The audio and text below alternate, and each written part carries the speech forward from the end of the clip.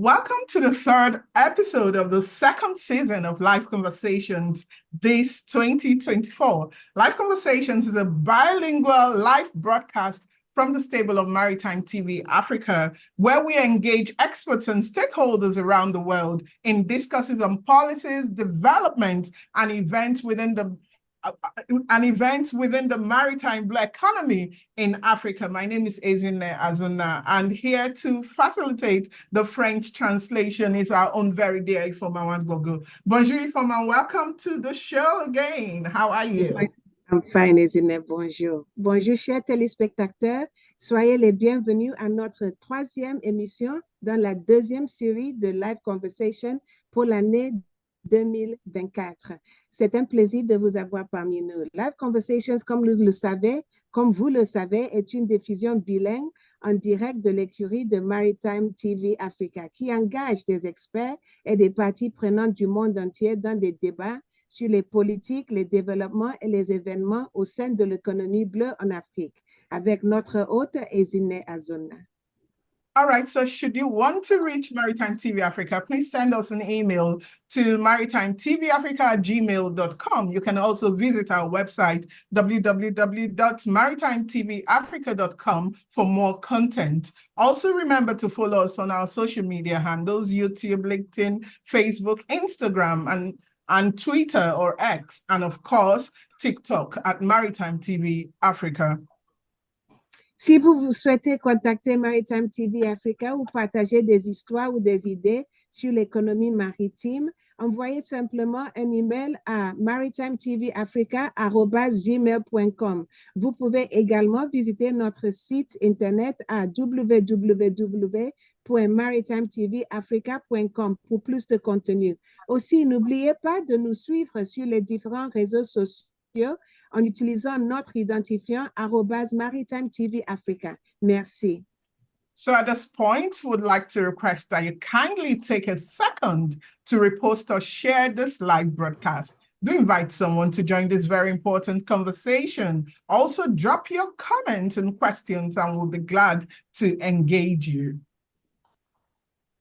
En ce moment, nous vous demandons de bien vouloir prendre une seconde pour rediffuser ou partager cette émission en direct. Invitez quelqu'un à joindre cette conversation importante. Finalement, veuillez déposer vos commentaires et questions et nous serons heureux de dialoguer avec vous. Merci. All right, so to the business of the day. Today on Live Conversations, we'll be discussing the standardization of the African exports. Without standards, exports may just be harmful killer commodities. And so all over the world, export destinations are creating standards which guarantee access into markets. But as standards to be imposed just by export destinations, as Africa begins to push for increased export of various commodities and raw materials, what is the role of the export nation and organizations in standardizing and making African export highly valuable? Dr. Obiora Madu is joining us today, and he is the Director General of the African Center of Supply Chain. He is our guest. He has over 35 years of experience in export trade. We fondly call him Mr. Export. Join me as I welcome Dr. Madu to the show. Doc, it's good to see you again. Thank you for always according us the honor of having you on Live Conversations. Welcome to the show. Good morning. Aujourd'hui, dans Live Conversations, nous discuterons de la standardisation de l'exportation africaine.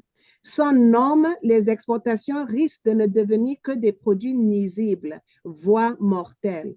Ainsi, partout dans le monde, les destinations des exportations créent des normes qui garantissent l'accès au marché. Mais les normes doivent-elles être imposées uniquement par les destinations d'exportation? Alors que l'Afrique commence à faire pression pour accroître les exportations de divers produits et matières premières, quel est le rôle des nations et des organisations exportatrices dans le domaine de standardisation et valorisation des exportations africaines? Dr Obiora Madu, directeur général du Centre africain pour la chaîne d'approvisionnement, est notre invité. Il a plus de 35 ans d'expérience dans le commerce d'exportation et il est affectueusement surnommé Monsieur Export. Rejoignez-nous pour accueillir le Dr Madu à l'émission.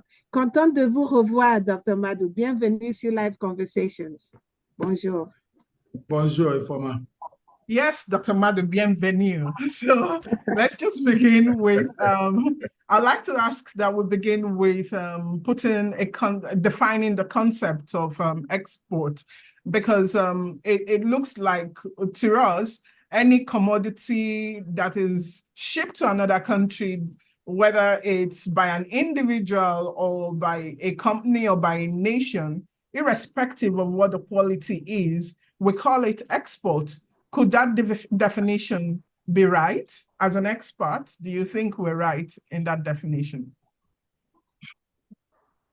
Dr. Madu, commençons par définir l'exportation et les portées des activités, parce que pour nous, il nous semble que n'importe quel produit qu'un individu ou une entreprise ou un pays décide d'expédier vers un autre pays est considéré comme un export.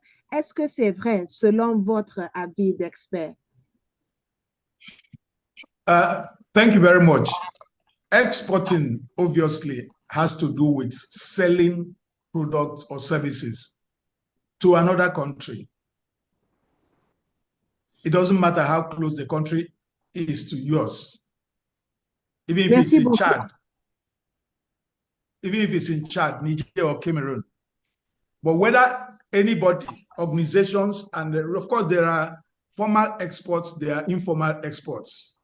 There are legal exports, there are illegal exports. Okay. That's the one you refer to as smuggling. So exporting is not just every act of moving things, it is moving it illegally, moving it legally, and also following all the laid down regulations, both in your own country and the country of destination. So that's in a very simple way. That's the way we look at it, even though a whole lot of things are involved. Pour répondre de façon très simple, exporter, ça signifie simplement le vente des marchandises au-delà de votre pays à un autre pays, quelle que soit la proximité entre les pays, que ce soit le Niger, le Bénin, le Tchad. Si vous envoyez quelque chose, si vous vendez quelque chose de votre pays à un autre, ça exporter. Mais il y a plusieurs façons d'exporter. Il y a l'exportation formelle, il y a l'exportation informelle, il y a l'exportation légale, il y a l'exportation illégale. Donc, je peux dire que l'exportation, c'est le fait de vendre quelque chose d'un pays à un autre de façon légale, en vous appuyant sur les règles qui sont en cours entre les deux pays, de votre pays et le pays qui achète. All right, thank you, Dr. Madu.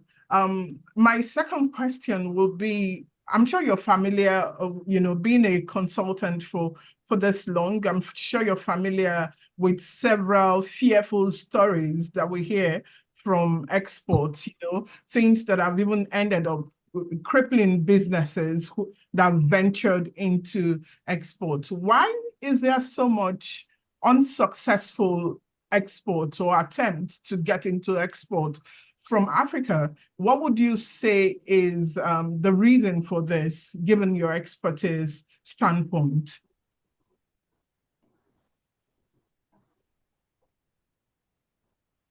Okay, I think we're experiencing. Okay, nous avons entendu de nombreuses histoires effrayantes et choquantes sur l'échec des exportations en Afrique, Dr. Madu, en particulier pour les personnes qui viennent de s'aventurer dans le commerce. Selon vous, de par votre expérience, pourquoi en est-il ainsi? Well, I'd like to say, first of all, that there are a lot of exports going on in Africa. Yes, we do have very sad stories about African exports here and there, quality issues, and the rest of it. But a lot of export is actually happening. I think the major problem we have, or challenge we have in Africa, is the fact that we need to learn to pay attention to details. Because in exporting, what you don't know can hurt you. In fact, will hurt you. So if you look at issues, export thrives on a tripod: development, capacity building, and promotion. You need to pay attention to this three because the biggest risk I have seen in export is ignorance. You cannot afford not to understand the procedures. In fact, UNCTAD said that lack of knowledge of procedure adds up to 10% cost to the export and even import in developing countries. How much percentage of profit are you making for you to lose 10% for lack of knowledge of procedure? So building the capacity of African exporters is very, very critical. It doesn't make sense that you develop the product, people mess it up along the line, and you end up, I'm sure, of course, that you ask questions about the quality. So we'll talk about quality issues. But first of all, people who do not understand, all they know is that they hear that export is profitable and they jump into it. Then they burn their fingers. Then they say export is a no-go area. It is not true. In fact, exporting is no longer luxury for any size of company. Even SMEs, globally, everybody have a chance of benefiting from the export market. So it is a situation where it's about learning the rope. If you learn the rope, you do the right thing, you get paid. That's why the world is a global village. There are no quality specifications for third world, second world, or first world countries. If you can't meet it, you are out. That's why ITC says the international market is ruthless, selective, and fiercely competitive. Merci, Ezine. Je dois dire auparavant que nous avons beaucoup d'exportations qui se fait en Afrique. Sachez que déjà, nous faisons beaucoup d'exportations, mais le défi majeur que nous avons ici, c'est nous ne faisons pas attention aux détails. C'est l'ignorance qui nuise à notre capacité de bien faire d'exportation. C'est pour cela que l'ITC dit que ce que nous avons, l'exportation, c'est impitoyable, extrêmement compétitive et il y a beaucoup de concurrence. L'exportation tourne autour de trois choses: le développement, le renforcement de capacité et la promotion. Mais si nous sommes ignorants de ce qu'il faut faire, le plus grand problème, comme j'ai dit, pour l'exportation, c'est l'ignorance. Beaucoup de gens se lancent dans l'exportation sans même étudier les bases, ce qu'il faut faire, ce qu'ils recouvrent souvent avec des pertes et des pertes d'argent, des pertes des marchandises et tout. Et ils vont te dire que l'exportation est une zone interdite, il ne faut pas y lancer. Mais à vrai dire, on ne nous demande pas la lune. La première chose est de l'apprendre et de comprendre avant d'y s'y lancer. Mais une fois que c'est fait, vous allez voir que c'est quelque chose que nous pouvons tous faire. La qualité de ceux qui ne comprennent pas, c'est ça qui crée le problème. Mais si nous apprenons la base, si nous prenons le temps de bien apprendre les détails de ce qu'il faut faire pour les documents, nous allons y réussir. Dr. Madu, you mentioned capacity building as like a panacea for what we experience, you know, in terms of poor quality and the mistakes that are made by exporters, you know, especially new ones. But I would want to ask that, yes, capacity building is supposed to improve the standards, you know, but how important is it that we really pay attention to standards and not live it? Because, for example, capacity building is largely driven by participants in the trade. You know, we see pockets of it from government, but in terms of a holistic move towards that direction, could you talk about the importance of these standards with examples? You've played in the field, so you know it. So give us examples of how improving standards can help us. What are the countries whose standards are, you know, there's no second guessing on the quality of their exports, and what do they gain from them? Thank you very much. Je n'ai pas trop bien entendu la question, mais je pense que ça a fait avec le renforcement des capacités et les importances des normes de standardisation. Quel est le rôle que ça joue? All right. The issue of standards are very, very critical.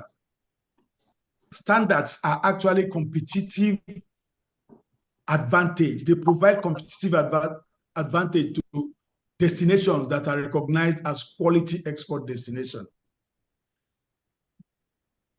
That is the reason why all African countries and globally have agencies that are responsible for quality standards.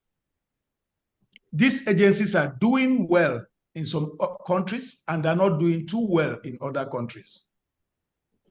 So the nations will have to sit up. I'll give you an example. Okay. Kenya is recognized as a quality export destination for some agri products like green peas, for flowers, and a lot of other things. In fact, statistics has it that close to 60% of green peas eaten in Europe come from Kenya. To have broken into large markets like Tesco and Walmart and the rest of them is a big advantage in the international market, and also being recognized by the global gap and the rest of them.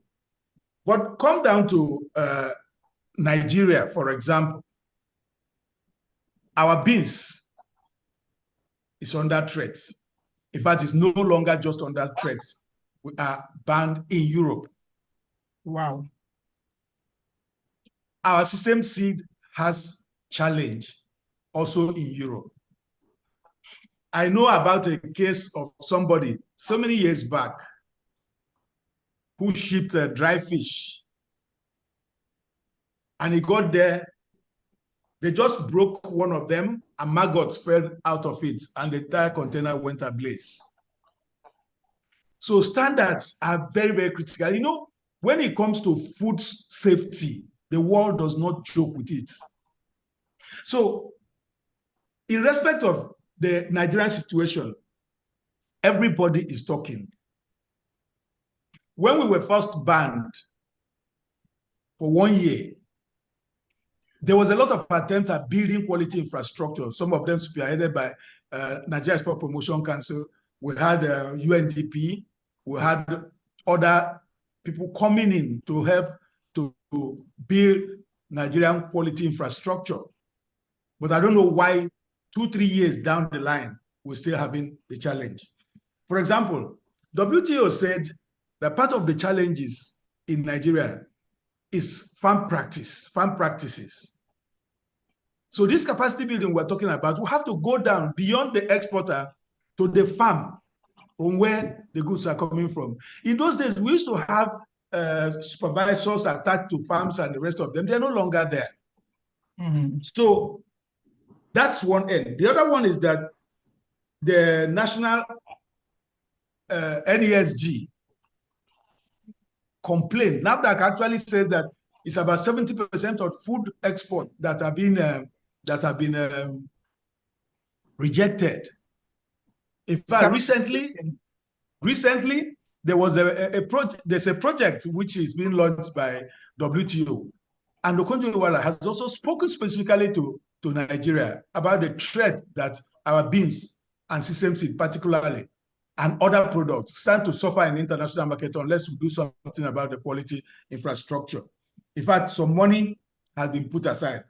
And there's what they call the FPS, which is the standard that measures how safe the food items are from diseases and other challenges to the body.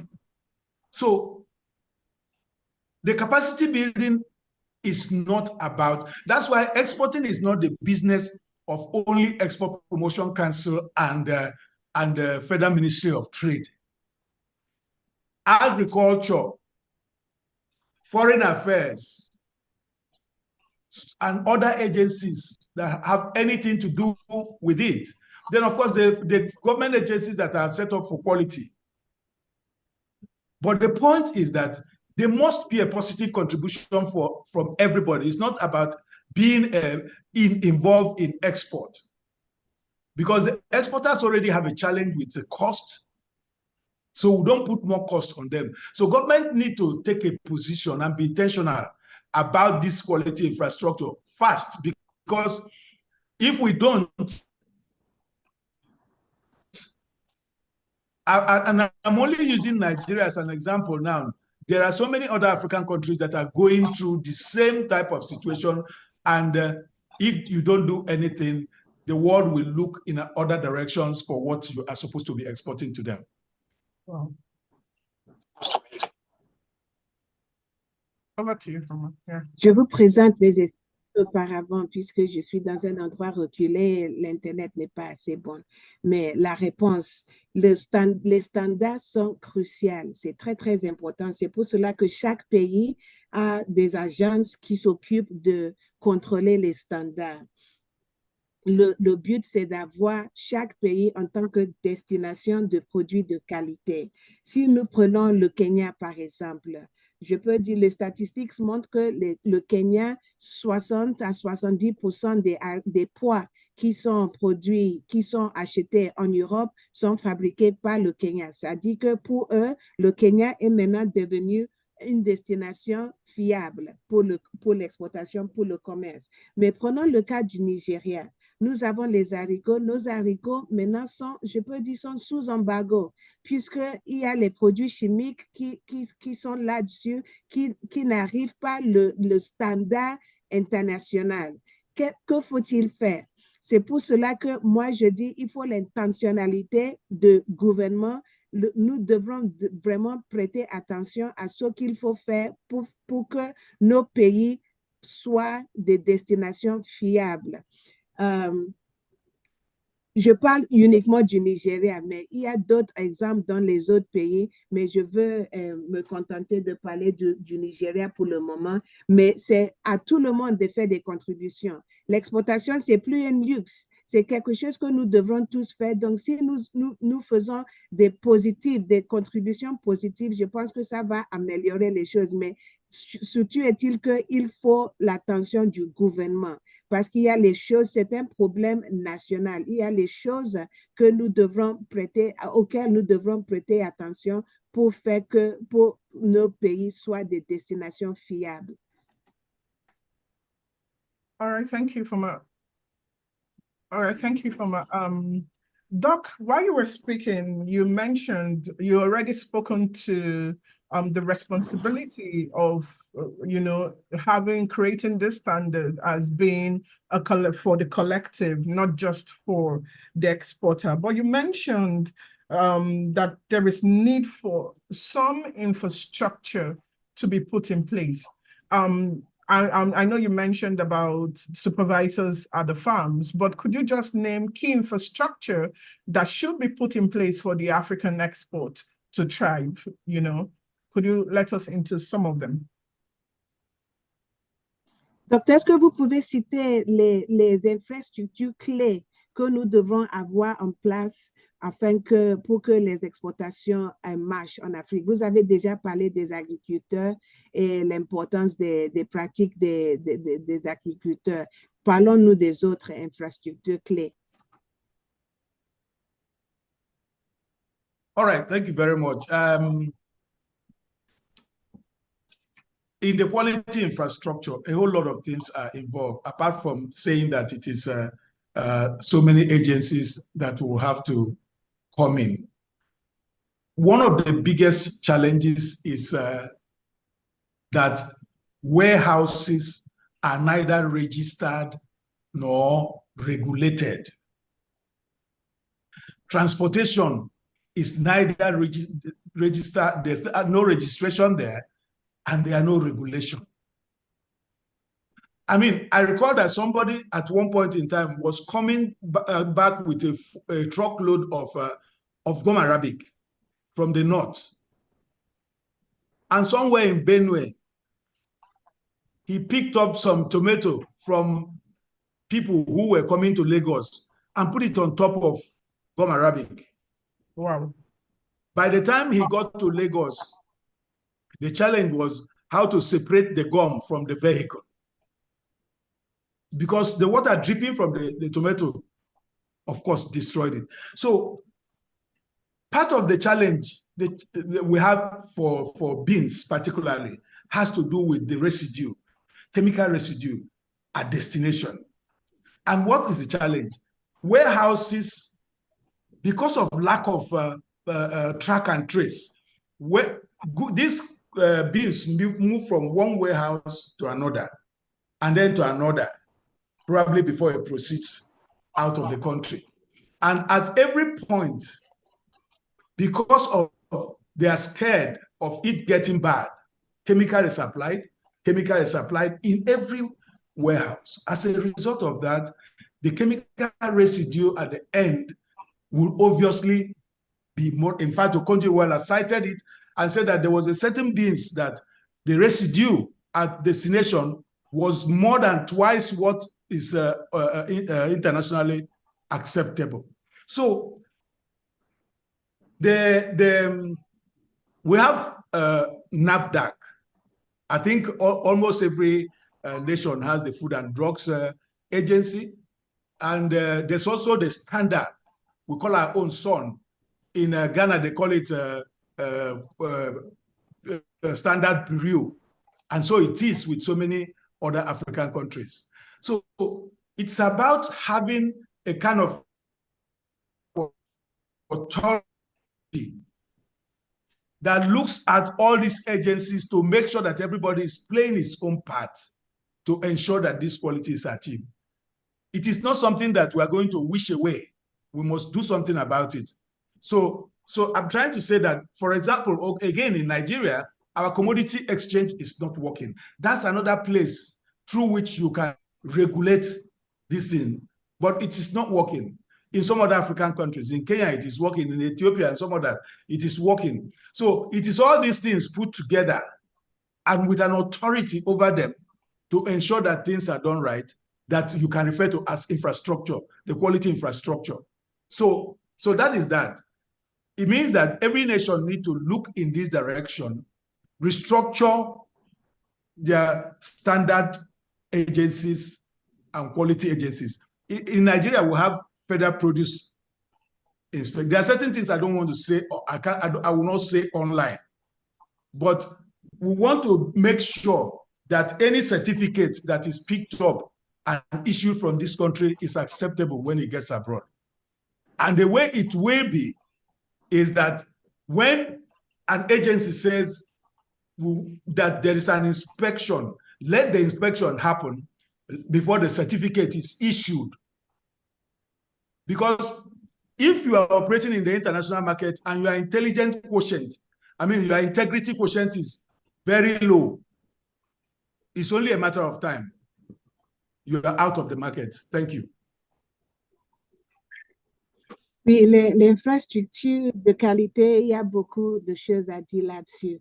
À part le fait d'avoir les agences sur place pour contrôler, je dois dire que les entrepôts, nos entrepôts ont des problèmes.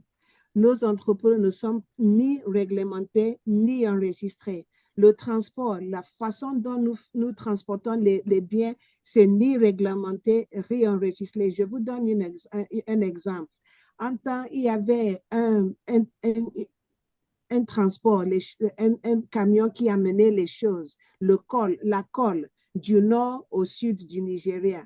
Les transportateurs, ils sont arrivés à Benue, un état au Nigeria, ils ont mis les tomates sur la colle. Le temps d'arriver à Lagos, le problème était de séparer la colle du camion, puisque l'eau des tomates avait coulé entre la colle, c'est parce qu'il n'y a pas de réglementation.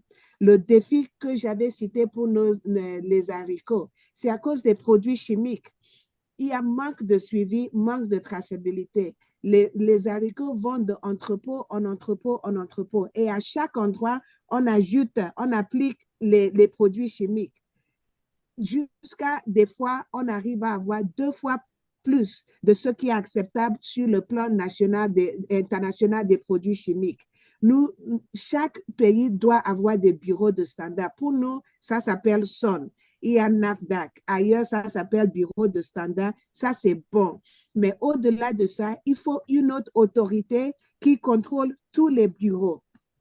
notre bureau d'échange aussi ne fonctionne pas, mais ça fonctionne en Kenya, ça fonctionne en Éthiopie. Pourquoi ça ne peut pas fonctionner ici? Il y a certaines choses que je ne devrais pas dire puisque nous sommes en direct, mais laissez-moi dire seulement que quand il s'agit des agences, si l'agence dit qu'ils vont faire une inspection, il faut que cela soit fait avant qu'on ne délivre les certificats.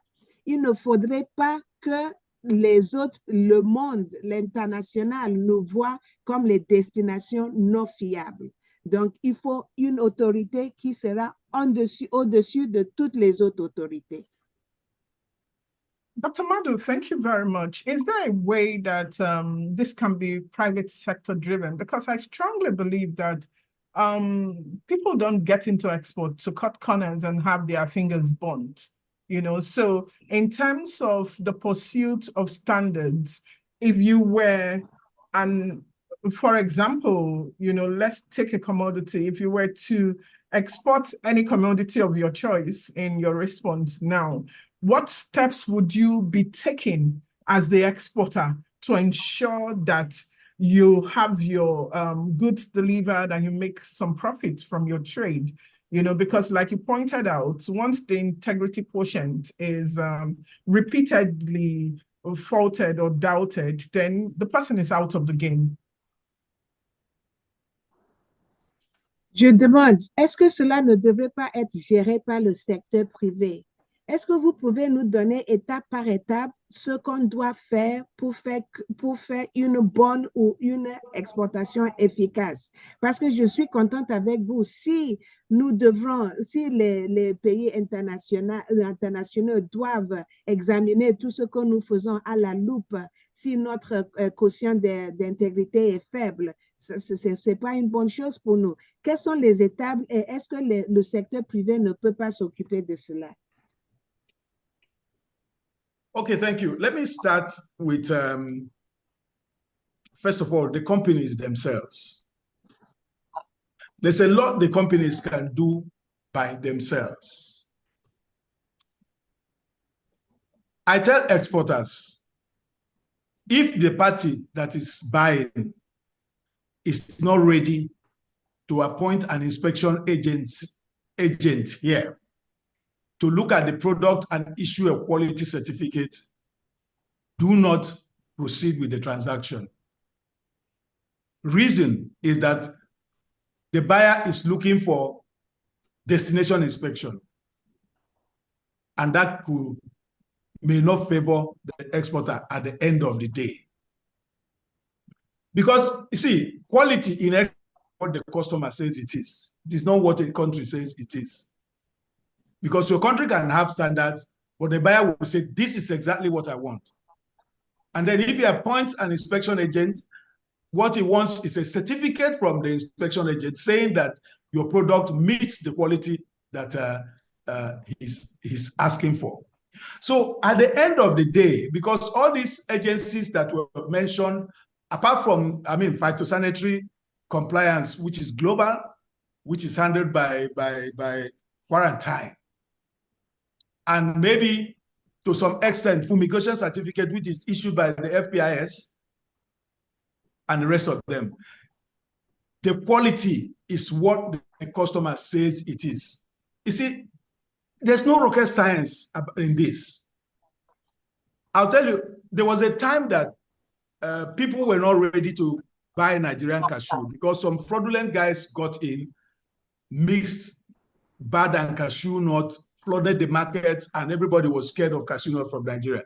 And a certain guy issued an LC from South Africa and said that he wants cashew nut from West Africa, or any West African countries, but not Nigeria. So a smart Nigerian who lives in Benin Republic got that LC, contacted them and said that he can do that. He came into Nigeria. Of course, because no one was buying, it was very cheap. He bought cashew nut here in Nigeria, and he did the right things that you need to do if you buy cashew nut by floating. That's put water in a drum, pour the cashew nut, stir. when you stir, you have what they call floaters that come on top. You remove before you take them, after which you can refloat the floaters. Some of them will again go down. And these guys received, and what he did was smartly move the cashew nut to Benin for shipment to make sure that there was no document indicating that it came from Nigeria. But these guys accepted it and commended the quality. That was Nigerian cashew nut. So let me say clearly that there is nothing wrong with any of our commodities. There is rather something wrong with us as a people. So that is that. It's very, very, so from the private sector point of view, yes, there are commodity associations like System Seed Association, Cocoa Association. You have very experienced people in cocoa who, if they put their hand in cocoa and bring it up, they can tell you what the moisture content is. That is to show you that a lot of knowledge reside in those associations. So we can tackle it on association basis. That's actually that would be the private sector initiative. Every association ensuring that anybody who is not doing the right thing, kick him out of the association, blacklist him, and talk to government agencies to make sure that that person is not allowed to export again. So I think that will be the way to go. That will be while we are waiting for the almighty quality infrastructure, which the government agencies will come up with. Private sector people can do a whole lot through commodity associations. Thank you. Oui, pour résumer, je dois dire qu'il n'y a rien qui soit mauvais avec nos produits. Ce qui n'est pas correct, ce qui n'est pas au point, c'est nous-mêmes qui faisons les choses de façon bâclée. Maintenant, vous avez demandé la question sur le secteur privé. Oui, je pense que nous pouvons essayer d'attaquer la chose de par les associations. Nous avons des associations des producteurs de cacao, de sésame, et ils sont des gens qui ont beaucoup de connaissances. Les gens qui peuvent toucher le cacao et vous dire combien de l'eau, l'humidité il y a dedans. Ils ont beaucoup de connaissances. Donc, c'est une bonne idée. Nous pouvons aller de par les associations, et si les gens ne font pas ce qu'il faut faire, mais on les met dehors. Maintenant, en ce qui concerne les standards, les sociétés aussi ont un rôle à jouer, les sociétés qui veulent faire les exportations. Moi, je donne toujours un conseil aux gens. Je dis aux exportateurs, si un acheteur dit qu'il ne nommera pas d'agent d'inspection, méfiez-vous. La raison sera parce qu'il souhaite faire une inspection à destination, ce qui ne sera pas probablement en votre faveur. Il faut que vous insistiez à faire une inspection au pays et vous recevez votre certificat en pays. La qualité c'est pas les pays qui disent ce qui est de bonne qualité, c'est celui qui achète. Hormis les certifications pour le phytosanitaire et la fumigation qui est internationale, c'est celui qui achète, qui dirige, qui dit ce qui est la bonne qualité de quelque chose. Donc, c'est l'acheteur qui dit c'est ça que je veux ou c'est ça que je ne veux pas. All right, sir. Our time is almost up, so I'm just going to lump a few questions together. So when you look at the African Continental Free Trade Agreement and the intent for it, one begins to wonder if a uniform standard, an African push for export, is it possible for Africa to say this standard must happen with our exports? Then I'm sure you are aware of the recent, there was a recent address by the Ugandan president where he says that before any mineral exists from, or raw material exists from Uganda, from now on, there must be value addition. So cocoa must become fabric or any other thing. Cocoa must become chocolate or any other thing. Cotton can become fabric. Would you recommend that as a way for Africa to go in terms of exports? Bon, je vais rajouter les questions, rassembler les questions. Pensez-vous qu'avec le ZECLAF, nous pouvons faire quelque chose de notre mieux en ce qui concerne l'exportation en Afrique? Et je suis sûre que vous avez suivi l'adresse par le président de l'Ouganda, où il a décidé que tous les matériaux qui quittent le pays doivent être transformés en une sorte dérivé, c'est-à-dire peut-être le coton deviendra le tissu ou le cacao deviendra le chocolat avant de quitter le pays. Vous pensez que cela peut être quelque chose que nous pouvons essayer en Afrique en général? Thank you very much. I think I would have said that the Ugandan president is late to the party, but I know that Uganda, as a country, made this very particular statement, which is being made now, about 10 years ago. Nigeria has also made that announcement. There was a time we said cocoa could not go out of Nigeria unless it was, I think we banned it, then of course we unbanned it. The only one that I think we're successful with is palm kernel. Right now, you can't ship palm kernel, but you can ship palm kernel cake, you can ship the oil. So that has succeeded. But let me say something. It comes back to intentionality. If a country, as the Ugandan president have said, if he stands by it, provide the necessary incentive and a conducive business environment, it is not impossible. Just like every other country in Africa can also do the same thing. So the exporters are not being looked at as the geese that lays the golden egg, which they are. Particularly for African countries that have privilege to have oil. So, and if you look at, in Nigeria, I think non-oil exports contributes about 90% to the GDP, but contributes almost nothing to the foreign exchange inflow. So that tells you where the neglect, how big the neglect is. So African Continental Free Trade Area, one of the purposes is to enable us trade with ourselves first. Then the other thing is to also increase African export. Because it's shameful to know that Africa is about 20% of the world population,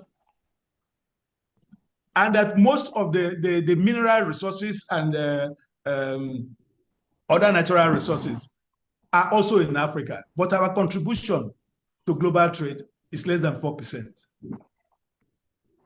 So it's actually, so coming back to quality,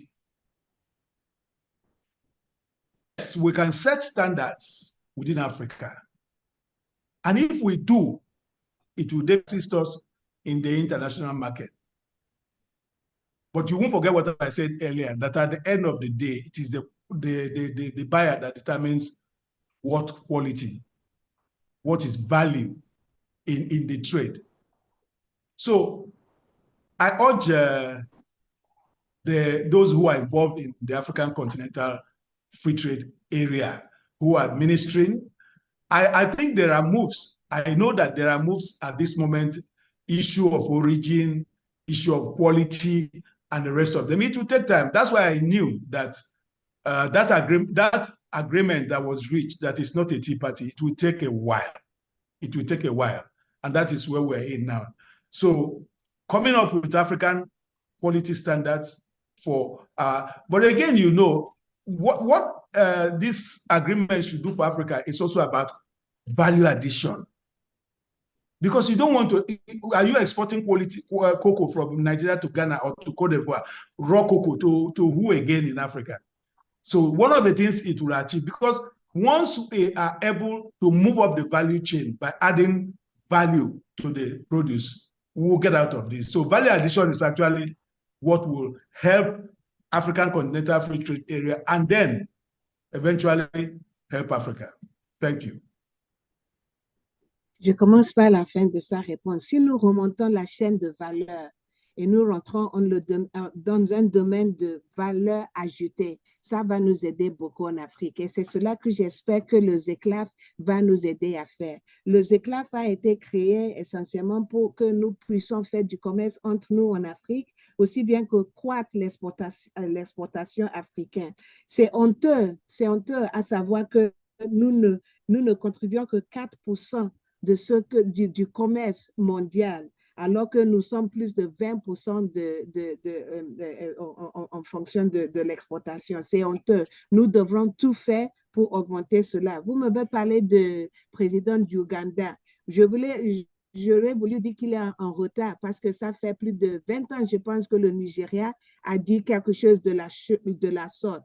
Le Nigeria avait dit que nous n'allons pas exporter le cacao si ce n'est pas produit en quelque chose. Nous avons fait des installations, mais quelques années plus tard, les installations ne fonctionnent pas. Nous n'avons pas pu maintenir ça. La seule chose que nous avons pu maintenir en ce domaine, c'est réussi, c'est le palmiste, qui n'est exporté que sous forme de tortue ou de l'huile. C'est là que nous avons pu faire quelque chose. Mais pour les autres, je ne saurais le dire. Et ça revient à l'intentionnalité des pays. Si un pays vraiment, si nous, en Afrique, nous disons que nous voulons faire ça de façon intentionnelle et nous avons les facilités, nous avançons les facilités de faire des affaires en Afrique, je pense que nous allons pouvoir faire quelque chose. Mais n'oubliez pas ce que j'avais dit, c'est l'acheteur, c'est celui qui achète qui dirige le standard. Ce n'est pas vous qui envoyez, c'est le bailleur, celui qui achète, c'est lui qui te dirait, c'est ça la qualité que je veux, c'est ça mon standard. Oh, Dr. Madu, it's always an interesting discourse with you whenever we have you on the show, but this is just about what time would permit us to take on today. So thank you for always according us the honor of having you on the show. Thank you for your time and for your insight, which you share very readily. Thank you, sir. Dr. Madu, c'est toujours un débat éclairant avec vous. Je vous remercie pour votre temps. Vous nous avez accordé l'honneur. Merci beaucoup pour le temps. Merci. And so we also always my pleasure. Always my pleasure. Thank you, sir. And so we also appreciate Stack Marine Offshore for their continuous support. Thank you to our dear viewers for joining this episode of Live Conversations. We hope it was worth your time. Join us again next Monday at 12 noon GMT +1 for another exciting, interesting episode. I am Ezine Azan and Ifoma Wagbogo facilitated the French translation. Thank you, everyone, and bye. Nous remercions Stack Marine Offshore pour leur soutien continu. Merci à vous, chers téléspectateurs, d'avoir suivi cet épisode jusqu'à la fin. Nous espérons que ça a valu votre temps. Merci beaucoup. Donc, à lundi prochain, à 12h GMT +1, nous espérons vous revoir aux voix de l'équipe de Maritime TV Africa. Merci. So I can also say merci beaucoup for having me. Oui. Let me not say the one I have to say. All right, thank you very much and bye. All right, take care. Merci. Bye bye, monsieur. Bye bye.